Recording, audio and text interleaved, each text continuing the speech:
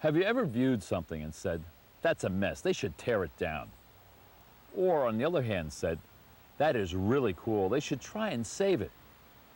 What was it about that object, that building, that neighborhood, that place, that somehow caught hold of your imagination and said, I'm important, save me? Was it a working place, a living place, a spiritual place? Or perhaps a loud, noisy place? And what voices came out of that place? Working voices? Voices at play, that sang, that flirted, even protested? Pretty tough questions because each of us sees these places differently. And we hear their stories, their voices, differently. Hi, I'm Ranger Chuck Arning with National Park Service here in the John H. Chafee Blackstone River Valley National Heritage Corridor. And as rangers, we have the good fortune to come across a lot of neat and interesting stuff. We'd say, wow, that's really cool, we should save that. But being in the birthplace of the American Industrial Revolution, we think of mills, old mills, as being very, very cool things. And yes, we want to save them. They have a certain character. You can almost hear the voices of many languages from many countries inside these old mills. They're deafening places. I mean, this is where America built stuff. They're also dangerous places. Still, we want to save them. But how do you calculate the economic value of an old mill? And of equal importance, what lessons do these old mills have to tell us? What is their worth? Well, to answer that question and a whole bunch of others, why don't you join me as we investigate and explore new ways of preserving old mills, and along the way, discover community.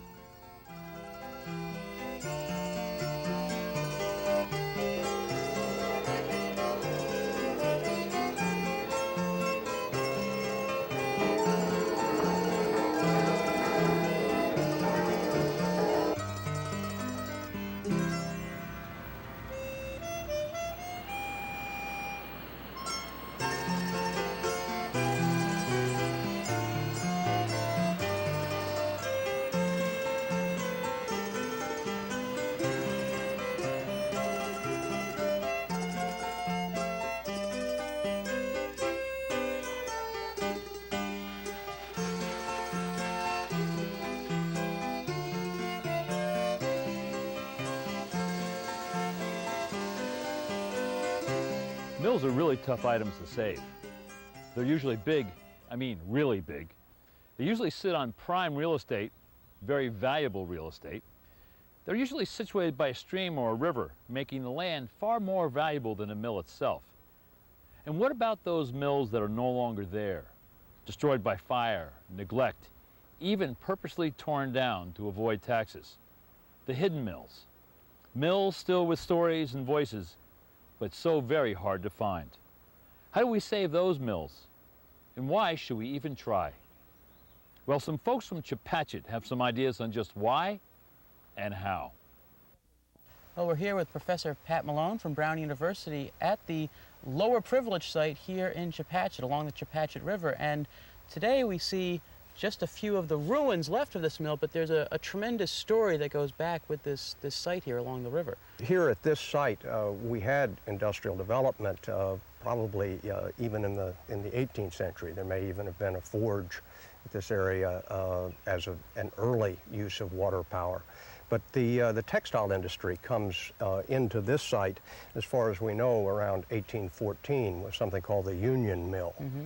We think the Union Mill was probably right about here, but it's a little tricky because what we see with this foundation is probably a reconstruction, a new mill that was put in here between 1826 and 1827, a mill we refer to as the Point Mill. And the Point Mill was an impressive structure with a substantial amount of water power. The drop here is about 28 feet, and there is a dam which provides a substantial body of water directly in front of the mill and channel leading to it. This arch was where the water entered the Point Mill, and there would have been a water wheel inside the mill.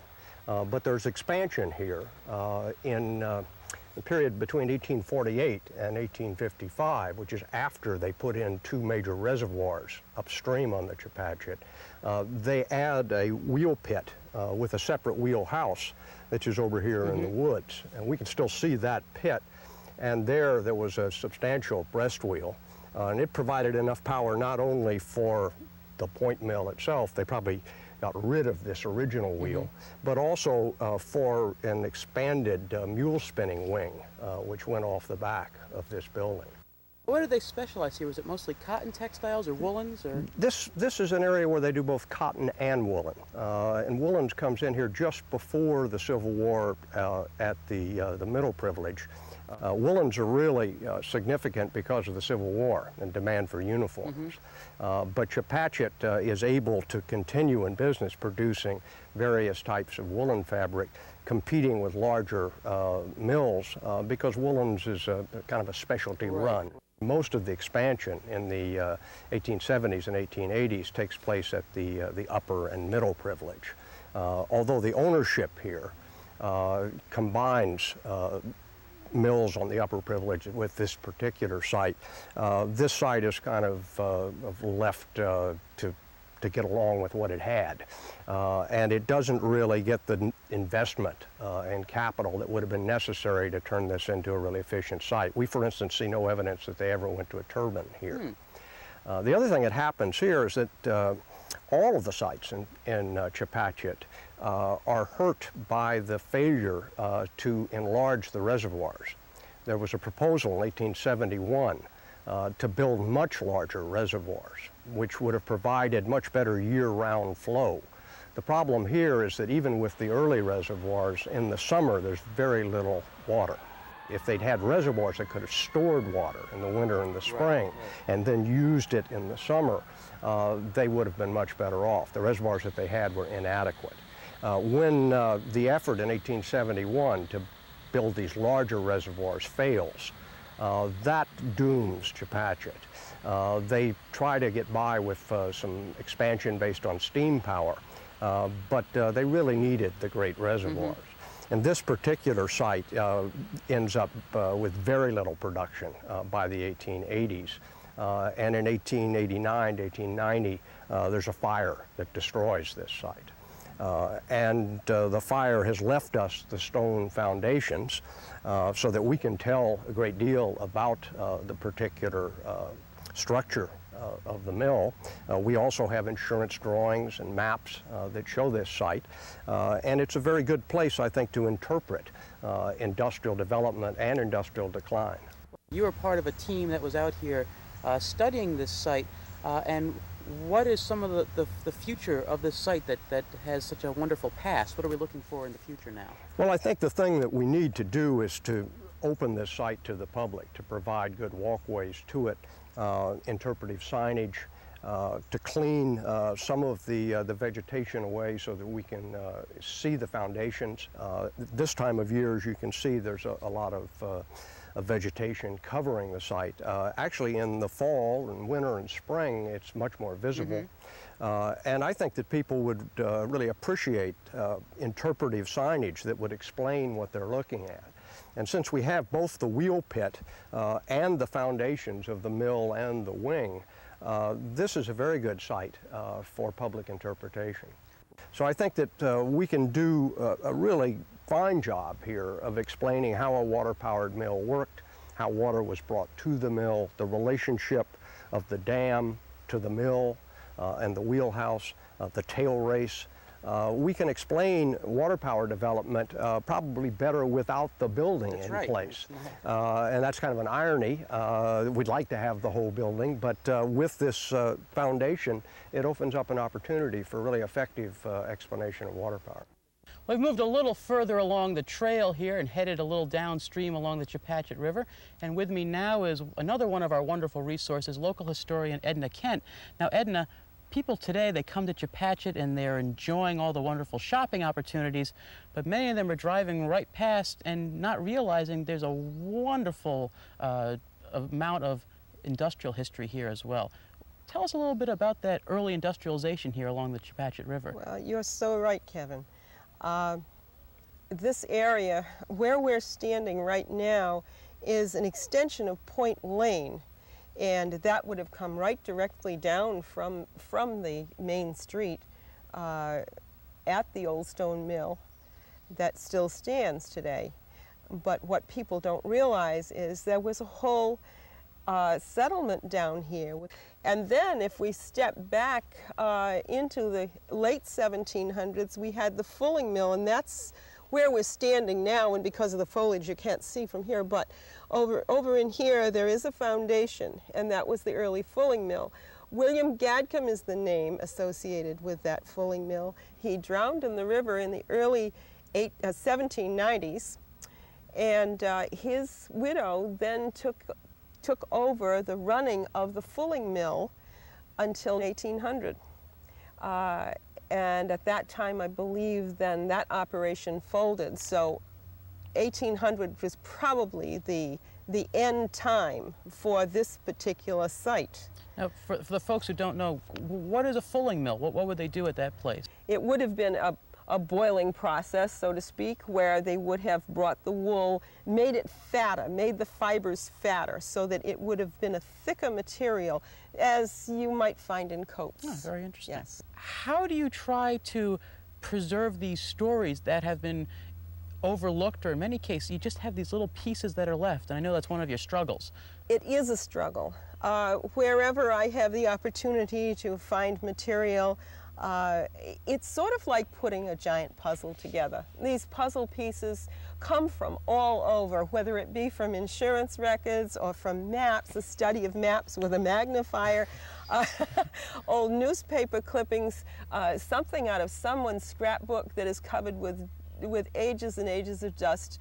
You never know where these things are going to come from, and it may be that one piece that puts it all together and says, there's the story, now I understand. Well, you used a great word there with interpret, and that's we call ourselves interpretive rangers, where it's important that you're taking those little pieces of evidence, almost like a detective, and you've got to put it together to make a story for the public to understand. You're so right. What do you see some of the opportunities for these mill sites in the near future, now that we're doing some research and study down here? Well, I envision one day a wonderful path that is walkable for almost everyone.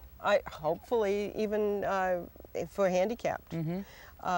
That we'd be able to have them come down and visit the sites and have some interpretive signage available so that they can more readily understand what they're looking at. It's a large project, there's no question about it. But it's going to be a very valuable asset, not only to the community, but to anyone who visits here. The prospect of connecting the history of this site to the community's need for open space and trails is a powerful one. Strolling past this granite arch, which at one time housed the water wheel below, really conveys a powerful sense of history. Through interpretive signage, we can keep the stories of mill development and those who came here to make a living and bring up their families and participate in the growth of a young democracy, alive and well. The people of this little village of Chepachet have a tremendous opportunity to save a piece of history and tell the untold stories of their early heritage and get a little exercise at the same time. True, their challenge is a little greater since all they have left are the mill ruins and foundations. Still, with some cleanup and with some archaeological guidance, perhaps even some walking bridges, this Point Mill site can be a gem and a destination point for visitors. Now, just about 15 miles north in the village of Manchog in Sutton, Massachusetts, preservation-minded owner and his staff have taken a great and distinguished mill with a wonderful history and are bringing it back to life. Well, in the old days, of course, there were wagons hauling cotton into this mill. I mean, you can just picture that. And the mill owners at that time were very smart when they built this mill. They built it on the side of a hill. The mill has 4 stories, but 3 of those stories have loading docks because of the incline of the land that it was built upon. So here today, we can find tenants for our mill, for our space much more easily because we have those loading docks. And it goes right back to the ingenuity of the of the entrepreneurs of that day. In the rear part of one of the mill buildings, I noticed the stone was huge pieces of stone, but they were different types of stone and different colors. And I was told that the farmers around here, and maybe in Sutton Center, in that area, as a sort of a side income, they would quarry stone, bring it in their wagons here, and sell it, and then the mill owner would have workers construct some of the buildings with their stone. There's, you've been to Waters Farm and you've seen some of the big gate posts there? Yes. Granite gate posts. Well, those were quarried in the Waters Farm. They had a quarry there at the same time as they had the farm. So it must have been common that if you had a place to sell a stone, you just cut it and bring it there. It began as a cotton mill. As a matter of fact, Fruit of the Loom began in this same area. I'm not sure that it was in this exact building. And for many years, that's what it was. And then when the textile industry moved south in the 20s, the mill changed the nature of its activities. And I believe White & Machine Works used this mill for storage for a while. They, of course, were a large company in Whitensville, the next town. And then it became a plastics manufacturing business. One operation was making wig heads out of polystyrene foam, and the other operation was making the polystyrene containers. We then, I was involved in the meat tray business, and when we sold that business, we retained the property. And when the meat tray business moved to other locations, we had to scramble around and find some tenants for this building. And that's when the renovation really started. It was back in 1985 era. I worked in a factory one summer. Worst job I ever had in my life. And there's oil all over the place. You know, it's in the machinery, it's on the goods you're using, and you may as well just throw your clothes away. There's no way you can clean them. It's oil all over the place. And these must have been like that. There are other challenges that you have with an old historic mill because, for example, on the flooring, this was a textile mill, and so you have a lot of that oil and substance that really permeates and soaks into the floors. How did you deal with that? That was interesting. I was very fortunate to have a lot of talented contractors that would give good advice.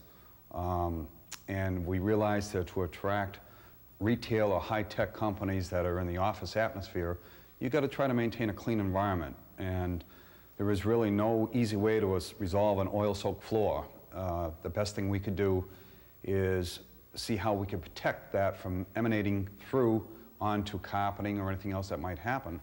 So we derived a method through some experimental process when we first started out by going with a 6 mil plastic, cleaning the floor very well, putting a 6 mil plastic down, and then going with 3/4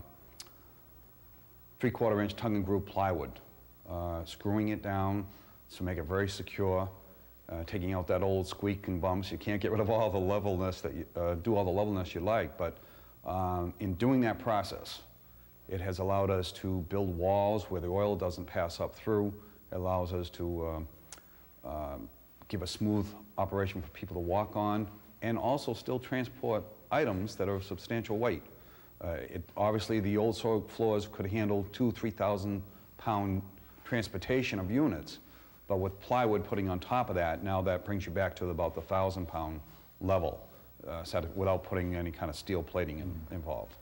And that has become a very successful draw for the small tenant, high-tech type tenant, giving it a clean atmosphere. Your company, Lightband, is one of those new high-tech companies, part of the digital revolution. What do you really do, and how does it apply here in the Blackstone Valley?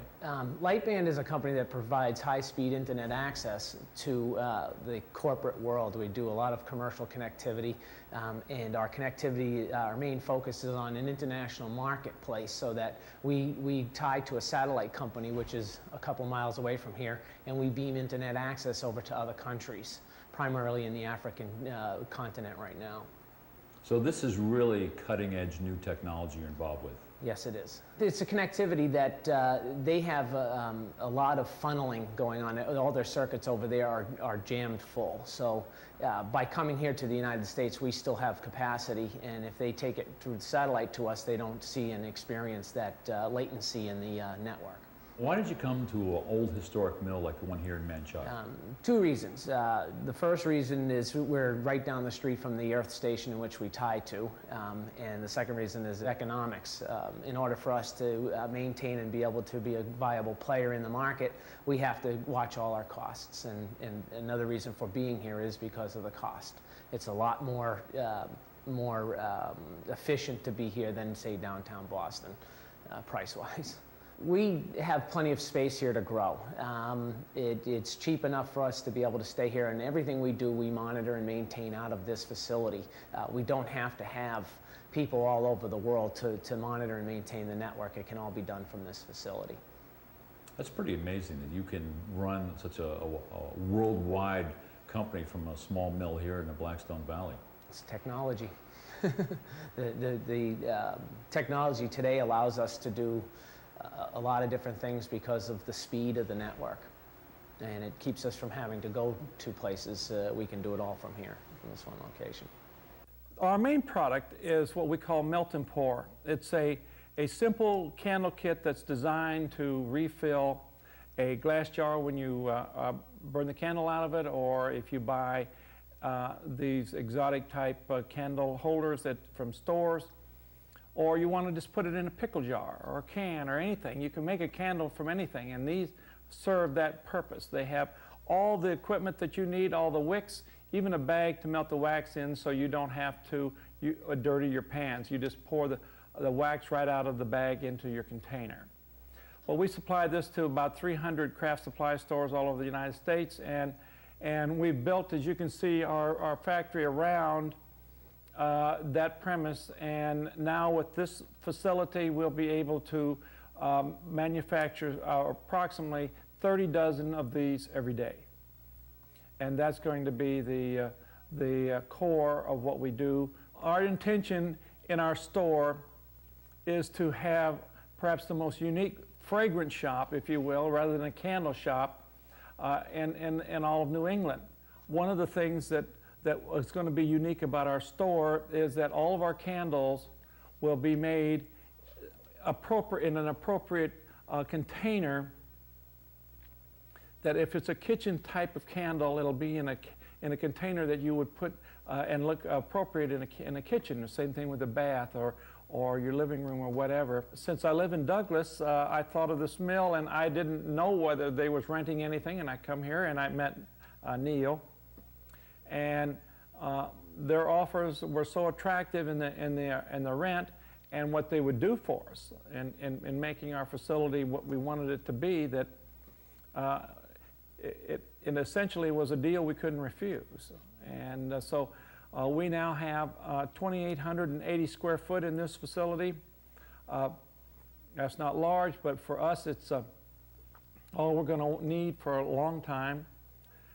And the rent is so appropriate that it does not take a lot of work to meet our obligations and our overhead here, where it's half of what this facility is, twice as large and costs us half as much as we would have had we stayed in that storefront situation. It's a good environment. You know, there's a lot of small businesses here. You have a little more camaraderie in this kind of atmosphere. I also live in a historical building, so I guess you could say that we've got this affinity for hanging around old mills. And I live in Hayward Landing in Douglas, which is a historical site. And so they've done the same thing to that building, and I just can't believe that anyone would ever want to tear something like this down when they could do so much with it like these folks have done. The owners of this building have been just outstanding in their cooperation and helping us have a chance to be a successful small business. The other thing that I like is you still have maintained a great sense of history in the mill, and I'm thinking particularly of the recent renovation of the cupola. Yes, that's been, I think, every time I looked at the complex, we looked at it as saying, well, we know we need windows, we need to renovate for a tenant, but the cupola is something that didn't service a tenant. It just serviced the look. It's whatever you want to look at, you know, and so we put that on our agenda as a goal. And when we felt we were about 50% done with the internal renovations to have tenants and could let that support the renovation, we investigated that. And it had been basically pigeon haven, as you would call it, as many old complexes were, you know. But we went up there and evaluated it, and we tried to restore it as best we could. And we just recently accomplished that as of last September.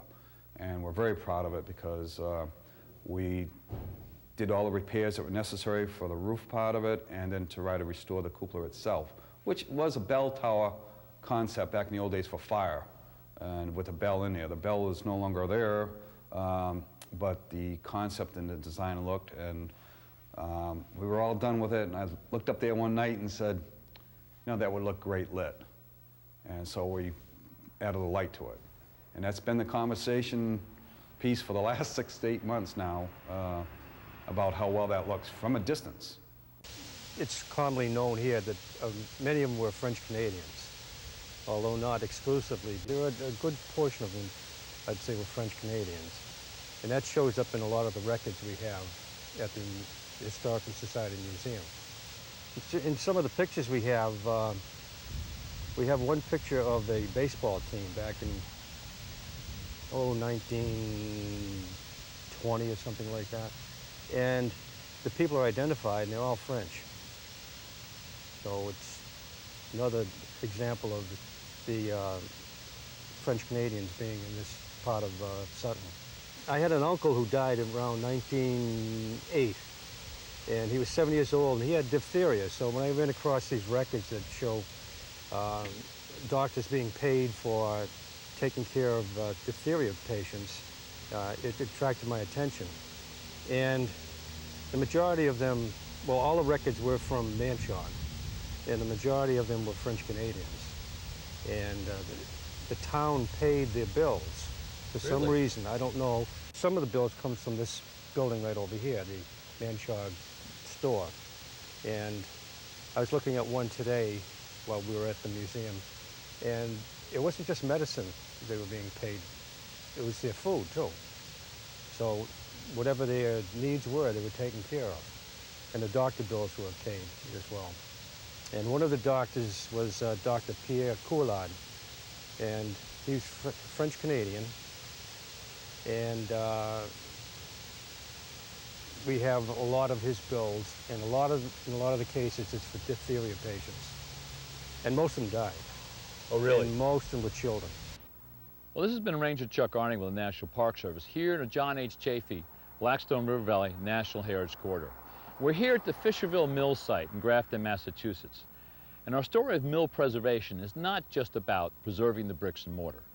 It's about keeping the stories of America at work preserved. And these are the places where those stories are told. There are stories that come in different languages. There are stories of community. There are stories of family. And even when these mills burn in great fires, it's important for us to preserve a piece of them to remind us of these stories. The preservation of our industrial landscape is one way to keep these stories alive. So until next time, hope to see you in the valley.